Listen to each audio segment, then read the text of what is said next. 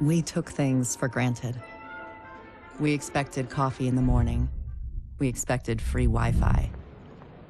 When those were taken from us, we survived. When communications broke down, the trains stopped and the internet went dark, we survived. But when the pharmacies were looted and hospitals shut down, asthma became lethal. And with no police to protect you, did you own a gun? Did your neighbor?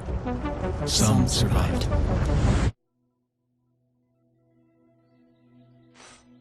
We are a resilient species.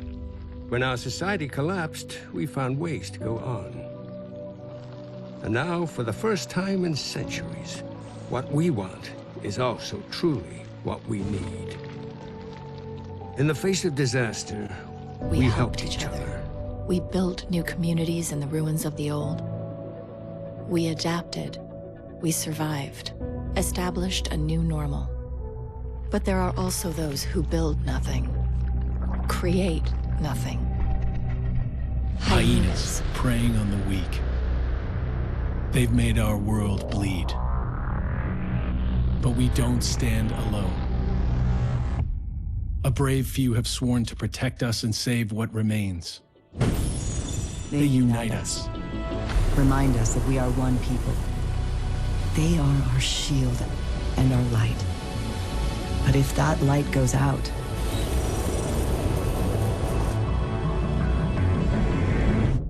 who can save us then?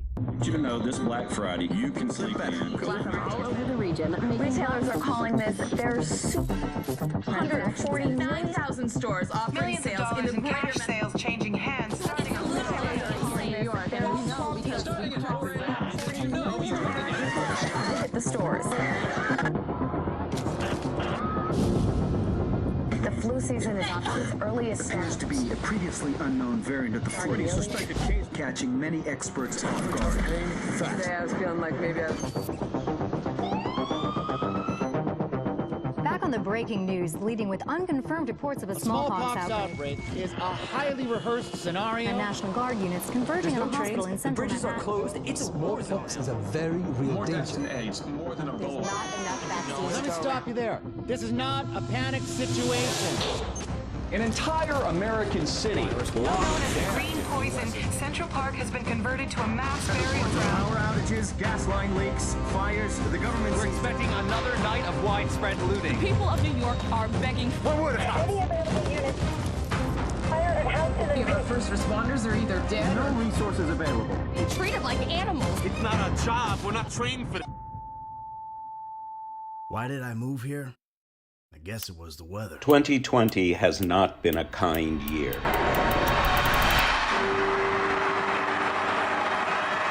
It's hard to imagine this is how 2020 started.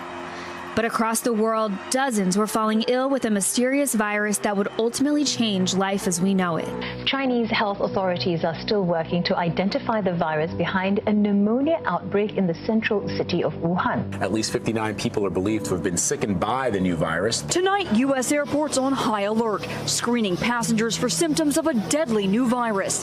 I have today declared that the coronavirus presents a public health emergency in the United States.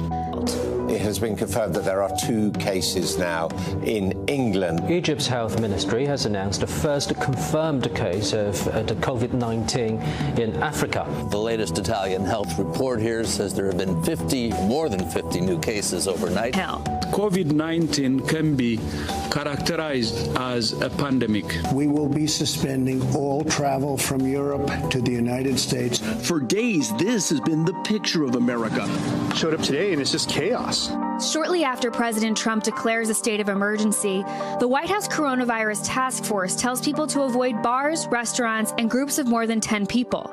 They call it, quote, 15 days to slow the spread.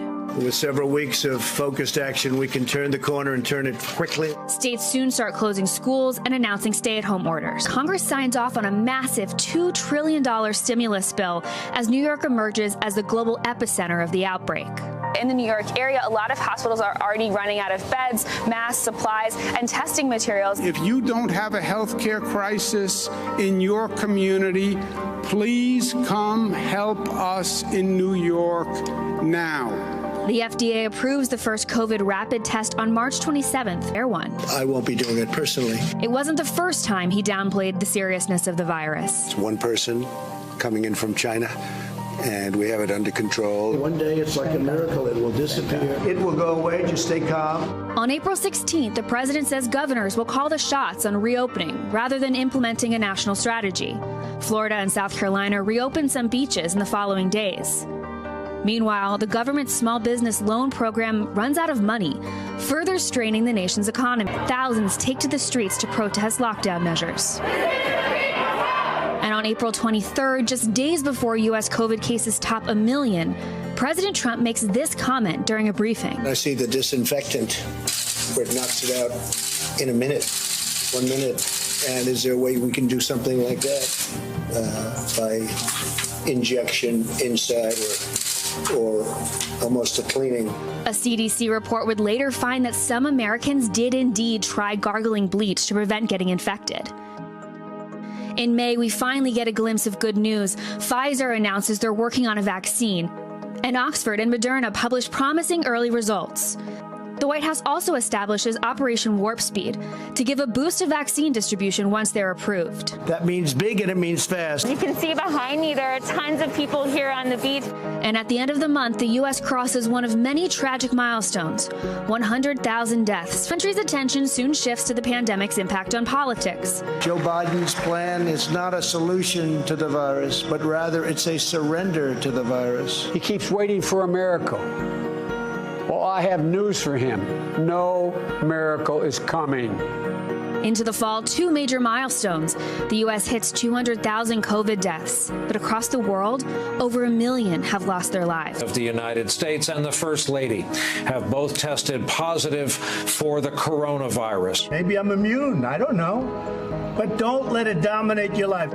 We have a vaccine that's coming. It's ready. It's going to be announced within weeks, and it's going to be delivered. What I would do is make sure we have everyone encouraged to wear a mask all the time.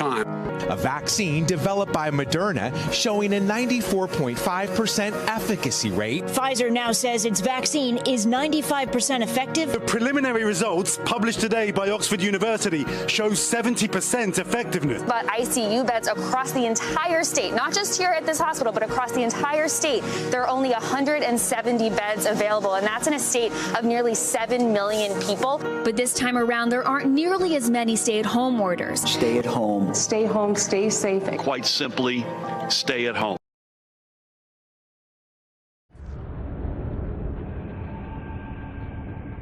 What you're looking at is the smallpox virus. It normally takes 1 to 2 weeks for it to incubate in a host, and it's not contagious while it's doing so. Looking at Amherst's notes, it's clear he wanted to change that. The ones we recovered off the currency used as a primary transmission vector let us take a closer look at the virus's basic genome. What I found was clear evidence the bug had been manufactured.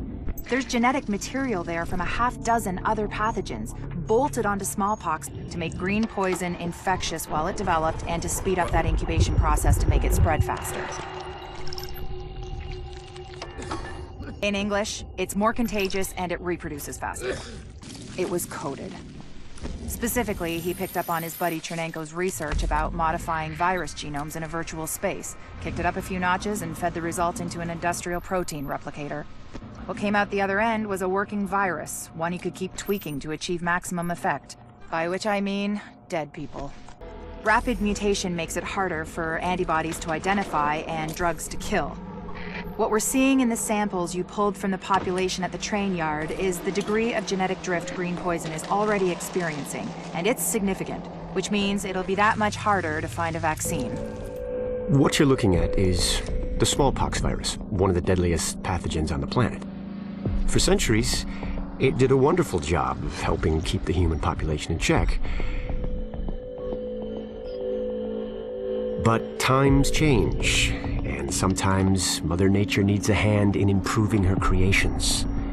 Like, say, speeding them up a little bit, making them contagious when they should be quietly incubating in a host, or making them more lethal.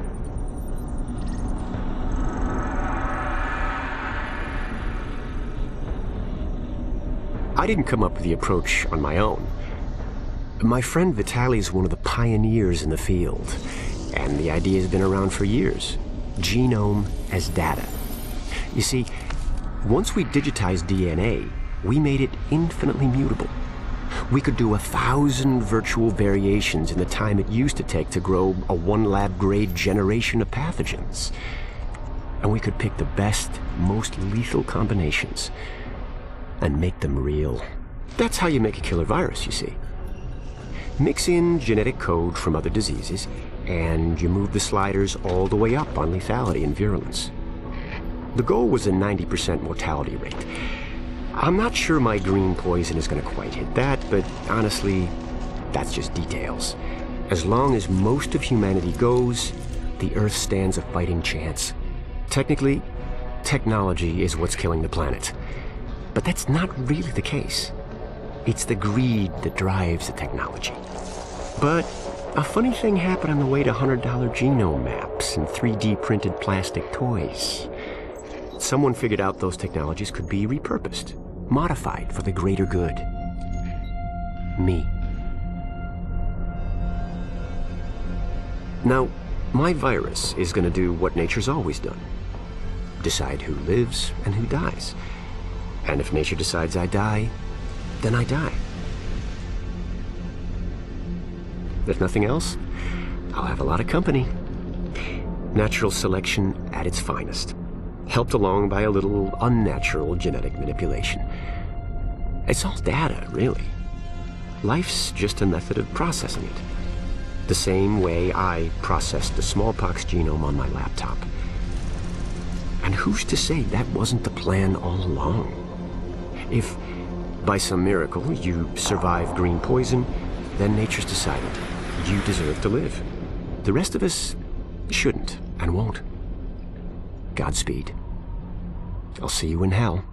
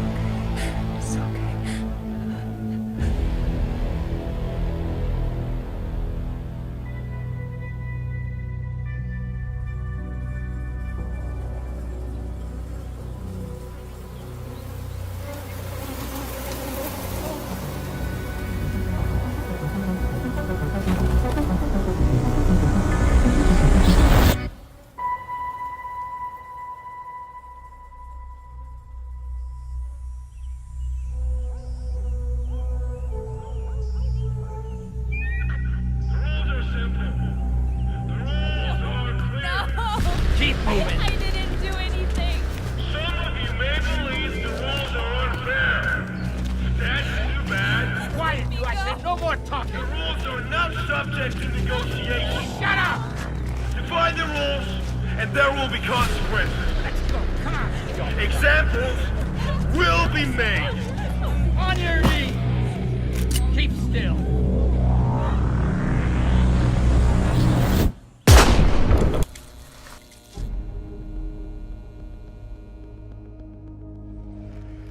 I called you here today because we face dire circumstances. Our intelligence has confirmed the existence of a new threat that is unlike any we have seen before. This organization has the ability to carry out attacks anywhere in the world.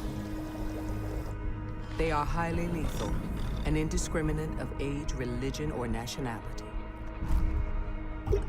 The potential for loss of human life and psychological terror is substantial and cannot be ignored.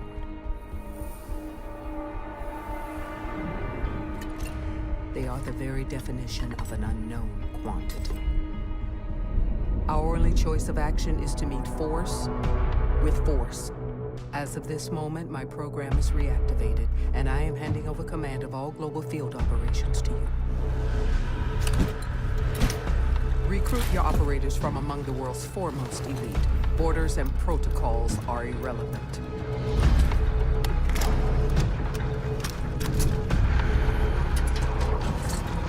We must be the shield that safeguards the civilized world from those who wish to do it harm. No matter how or where our enemies strike, no matter what defense they cower behind, Team Rainbow must stand ready.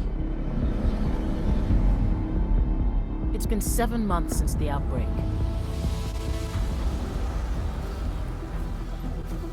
We still live in fear of the virus, the green poison. The real danger is out there, waiting. When we were activated, we knew the situation was bad. Worse than anyone knew. We are an elite, highly skilled group of embedded agents. They only call us when everything else has failed. We have no rules. We have no limits. Our job is to protect what remains. We are your co-workers. We are your neighbors. We might even be your friends. But when we get the call, we leave everything behind.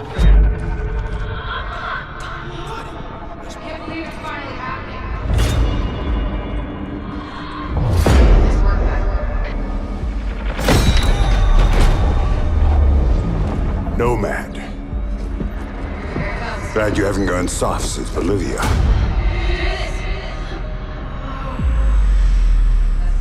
Let's go. We need to talk. So, what brings the mighty Sam Fisher to Aurora? I'm after someone called the Strategist. He's been kidnapping military specialists all over the world. If I can get him in front of Congress, they should be able to authorize an invasion of Aurora. So they'll finally send in the cavalry. Right. But for now, it's just us.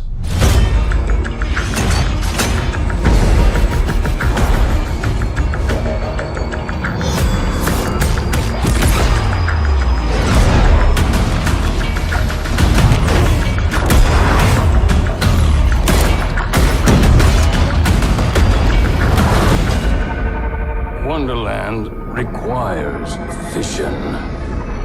May I present Project Claw?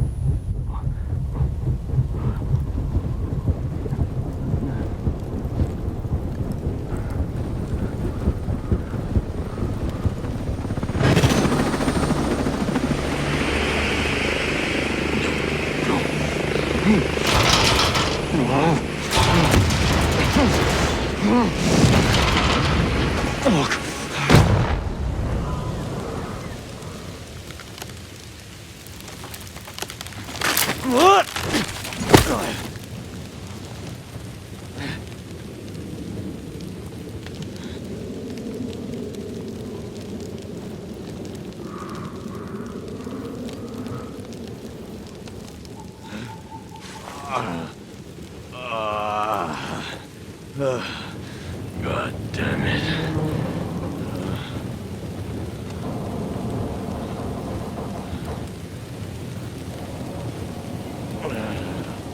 Ugh.